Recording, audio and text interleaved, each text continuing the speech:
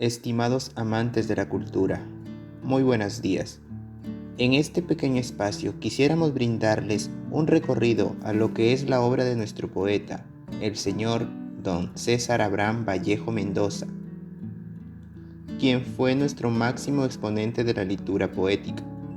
En esta oportunidad les ofrecemos un documental de la obra teatral vallejiana Colacho Hermanos, la cual fue una sátira al gobierno de don Augusto B. Leguía, aquel gobierno caracterizado por las injusticias que se cometieron y por la corrupción, que duró 11 años. Por esa razón fue que Vallejo se inspiró para realizar esta representación teatral de Colacho Hermanos, donde los personajes principales son dos hermanos, Acidal Colacho y Cordel Colacho. En el año 1934, nuestro gran poeta universal César Abraham Vallejo Mendoza escribe lo que sería su única sátira teatral titulada Colacho Hermanos o Presidentes de América. La sátira teatral fue escrita en 1934 y publicada en versión completa en el año 1979, ya que no pudo ser publicada en vida del autor al ser rechazada por los editores de ese tiempo. Esta obra teatral se inspira en la sociedad peruana que efectivamente pasaba por difíciles problemas de índole social, político y económico. Uno de los principales temas que llevó a César Vallejo a escribir Colacho Hermanos fue la crisis de 1930, en el cual se dio la caída del presidente Augusto B. Leguía, así como también la de otros gobernantes en un corto lapso de tiempo.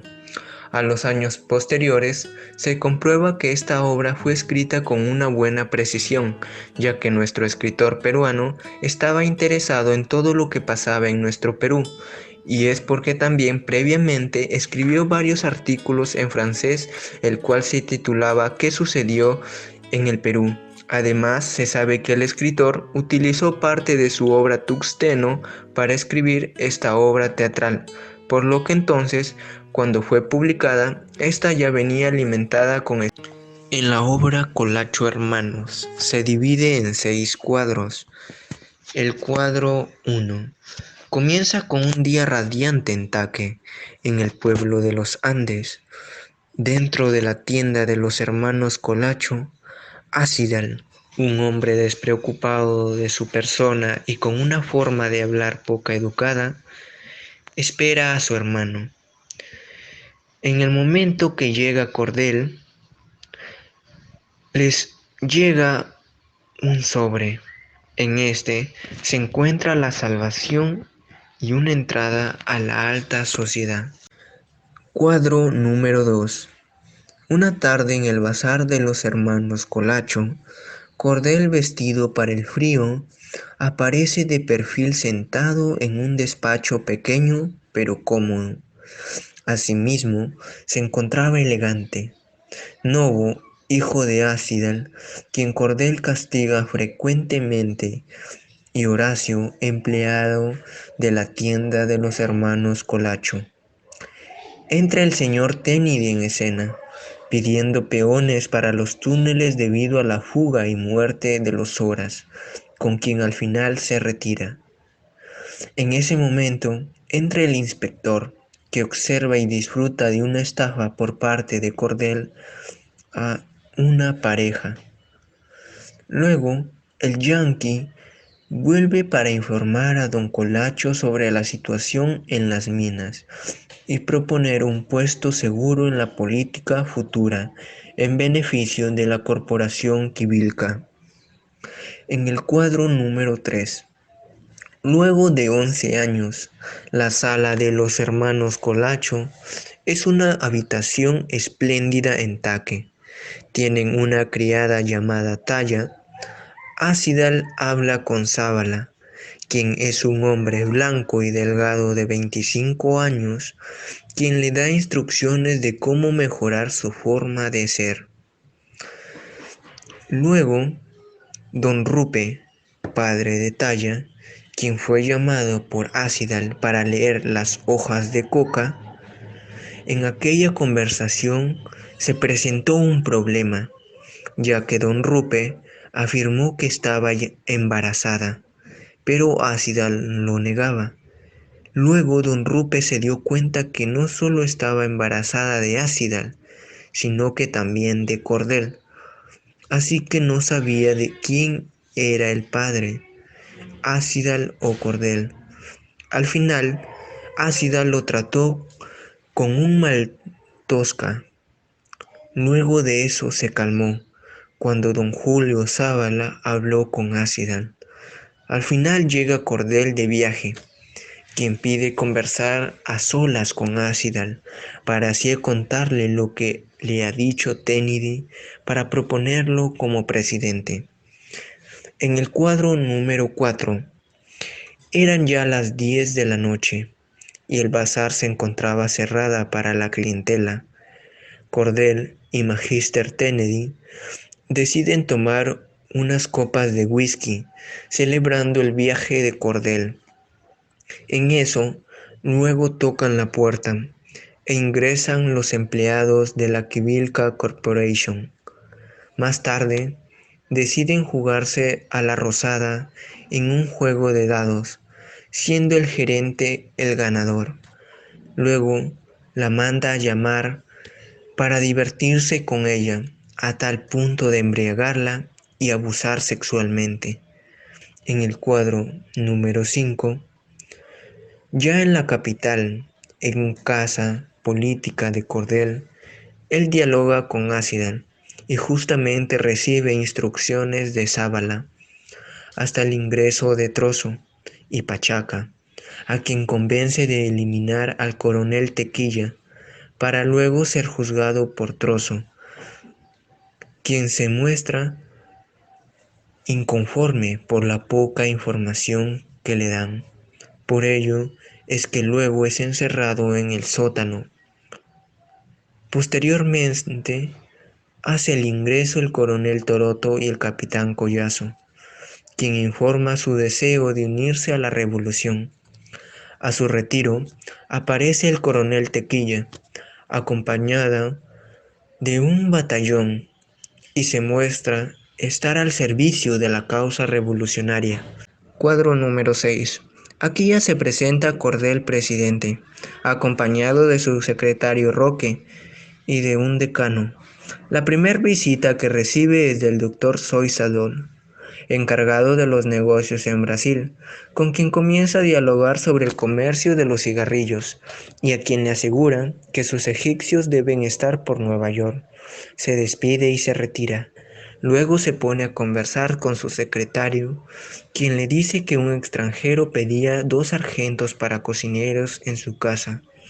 Este era el sargento de Estados Unidos, que luego se llega a tranquilizar, ya que su pedido fue obedecido. Posteriormente, ingresa el presidente del Congreso, con quien se pone a discutir por los diputados Ugarte y Chupitas sobre los escándalos en el cual estaban involucrados, dando la orden que fueran detenidos. Anuncia a Ácidal sobre la multitud que hay entre los balcones, por lo que decide pronunciar un discurso para calmar a la población, en el cual no funciona. Luego le llega un cablegrama, donde dice que ya no se necesita la presencia del presidente Cordel. Consecuentemente, por todo lo que había sucedido, el coronel Colongo, mediante un golpe de estado, ingresa al poder, mandando a fusilar a los hermanos Colacho. Y por último, termina la obra con la disputa de la silla presidencial entre Colongo y su secretario Sellar. Según Peralta, 2001, en la historiografía peruana reciente, el suceso de 1895 es encuadrado desde una perspectiva marxista, con una acción planeada por la burguesía, cuyos intereses económicos estaban afincados en la costa para desplazar a la clase terrateniente serrana del poder. Leguía, aunque se desvinculó del Partido Civilista en 1911 y fue el artífice de su descomposición en los años 20, en la práctica siguió obrando y pensando como un civilista. Leguía se consideró siempre un político trabajador, es decir, un pragmático, el gerente de una república práctica. El lenguaje de Cornejo sirvió a Leguía sobre todo para solventar un discurso contrario a sus antiguos amigos políticos, los civilistas.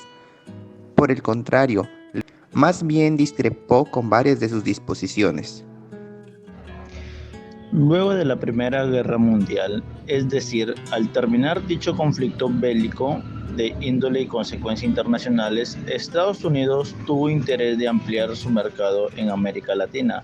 Este tipo de política económica consistía en utilizar su capacidad financiera producto de dicho conflicto bélico mundial para lograr un control político en América Latina y ampliar el mercado productivo de Estados Unidos. Y para llevarlo a cabo se creó una comisión de expertos técnicos, funcionarios estatales y privados de las Fuerzas Armadas intelectuales que elaborarían los mecanismos por los cuales se llevaría a cabo el interés de ampliación capitalista de Estados Unidos. Caída del gobierno de Augusto Bernardino Leguía. La economía nacional sufrió el impacto de dicha crisis y durante la caída del Ocenio se paralizaron obras públicas y actividades en los enclaves de provincias, provocando así un nivel significativo de desempleo, como es migraciones a Lima, protestas, actividades subversivas, entre otras. El golpe de Estado contra Leguía comprendió un levantamiento militar que culminó con sus 11 años de mandato autoritario. Además, luego de la renuncia obligatoria, el poder recaería en una junta militar de gobierno. 2 días después, Sánchez Cerro asumiría el poder total del país. Augusto Bernardino Leguía fue trasladado a la prisión de San Lorenzo. Luego se le conduciría a la Clínica Naval de Bellavista, donde escribiría sus memorias. ¿Yo tirano? ¿Yo ladrón?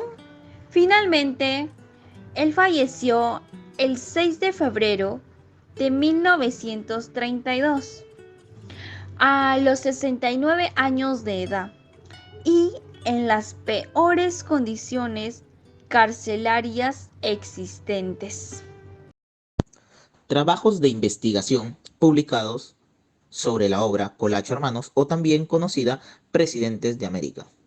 Uno de los trabajos publicados es una tesis cuyo autor fue Jorge Luis Yangali Vargas. El título del trabajo es Mimesis colonial y mítica en Colachos Hermanos, o Presidentes de América, de César Vallejo. Se sustentó en la Facultad de Arte y Letras de la Universidad Nacional del Centro del Perú, un 23 de agosto del 2017. El presente ensayo se analiza la lógica mimética en la dramaturgia de César Vallejo. Se trata de una aproximación al más emblemático de sus textos teatrales, Colacho Hermanos.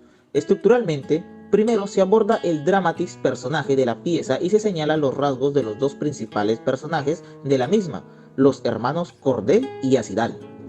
Luego se trabaja los sentidos que adquiere la mímesis, mítica y colonial, en la que se ven incursos los personajes.